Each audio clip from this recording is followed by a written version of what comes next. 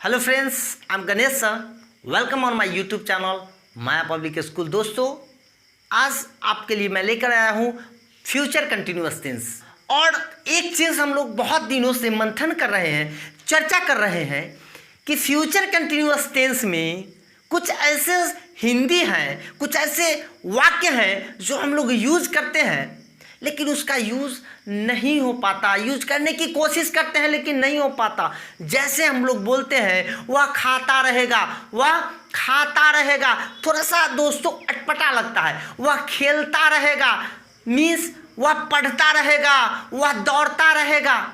ऐसे हिंदी जो है, ऐसे सेंटेंसेस जो है हमारी बोलचाल की भाषा में नहीं आ रहे हैं। तो आज उस चीज़ को मैं पूरी क्लियर करूंगा कि हम लोग हिंदी बोलचाल की भाषा में कैसे सेंटेंसेस को फ्यूचर कंटिन्यूअस में बनाते हैं, फ्यूचर कंटिन्यूअस में हम लोग कैसे उसको बोलते हैं, वो क्लियर करूंगा। फ्यूचर कंटिन्यूअस का मतलब जान रहे हैं आप लोग? तो एक बार और जान लीजिए अगर नहीं जानते हैं तो। फ्यूचर कंटिन्यूअस टेंस होता है जब भविष्य काल में कोई भी काम जारी रहे, लगातार होते रहे। जब भविष्य काल में कोई भी काम जारी रहे या लगातार होते रहे, वो फ्यूचर कंटिन्यूअस टेंस होता है। जैसे वह खाता होगा, क्या है? वह खाता होगा, वह पढ़ता होगा, वह दौड़ता होगा, वह लड़ता होगा, वह गाली देता होगा, मैं पढ़ाता हूँगा। ऐसे सेंटेंसेस को हम लोग हिंदी बोलचाल की भाषा में बोलते हैं। और मैं खाता रहूँगा, वह दौड़ता रहेगा, वह पढ़ता रहेगा। ऐसे लैंग्वेज जो है, ऐसी वाक्य हम लोग बोलचाल की भाषा में न के बराबर यूज करते हैं। फिर भी हम लोग ट्रांसलेशन बनाने की बात आती है तो हम लोग बनाते हैं, लेकिन स्पोकन की बात आती है, बोलचाल की बात आती है तो हम लोग ज़्यादातर होगा, होगी, होंगे ही यूज करते हैं। लेकिन हम लोग इस चीज़ को समझते हैं। फ्यूचर कंटिन्यूअस टेंस को बनाने के लिए इसका पहचान समझ लीजिए। ता रहेगा, ती रहेगी, ते रहेंगे, होगा, होगी, होंगे होता है। इसका स्ट्रक्चर क्या होता है दोस्तों? Subject plus shall be and will be, shall be and will be and verb plus ing, verb plus ing, v1 plus ing, verb 1 के बाद ing का प्रयोग होता है। and other object समझ लीजिए।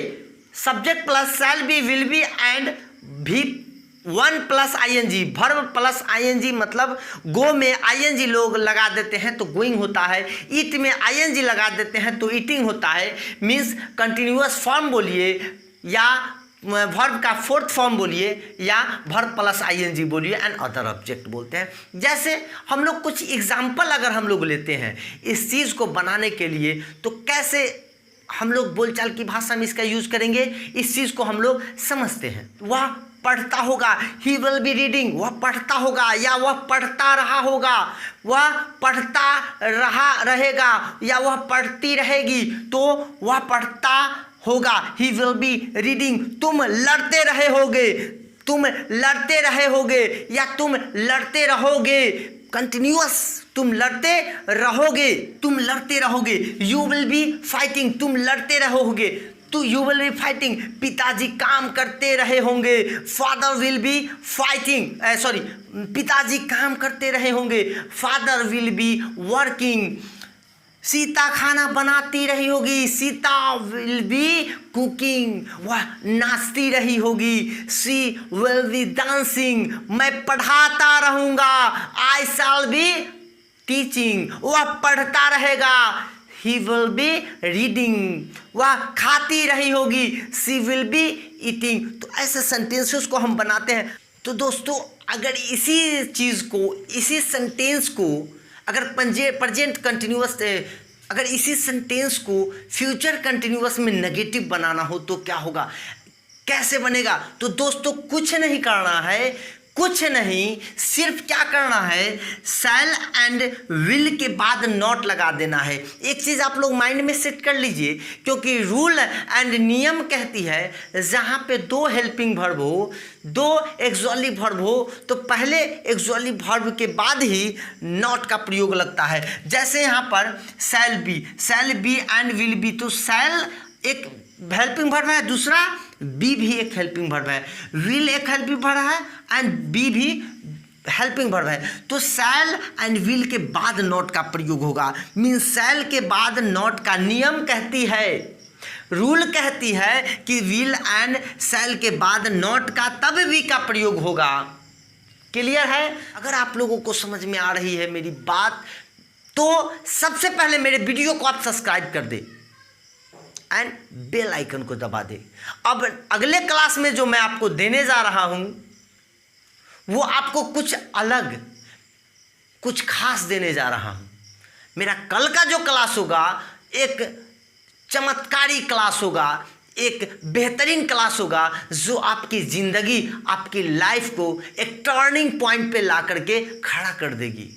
आप सोच में पड़ जाएंगे, आप मजबूर हो जाएंगे सोचने पर, मेरे बारे में सोचने के लिए कि सर क्या बोले, कल क्या पढ़ाएंगे। तो हम लोग स्टार्ट करते हैं। तो वह नहीं पढ़ता होगा, he will not be reading, वह नहीं पढ़ता होगा, he will not be reading.